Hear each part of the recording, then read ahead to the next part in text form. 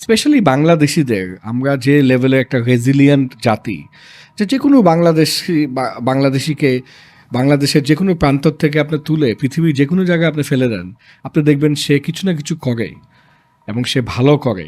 Because we are a resilient nation. আমাদের স্বাধীনতার যুদ্ধ থেকে এখন পর্যন্ত আমরা এত বাধা বিপত্তির সম্মুখীন হয়েও আজকে যে লেভেলে এগিয়ে যাচ্ছি, এবং বাংলাদেশিরা সারা পৃথিবীতে যে লেভেলে ভালো কাজ করে যাচ্ছে বিভিন্ন ফিল্ডে, এটা আসলেই অবিশ্বাস্য। না, ট্রু ট্রু। একটা বাবা হাতি এবং বাচ্চা হাতি একসাথে হেঁটে হেঁটে যাচ্ছিল।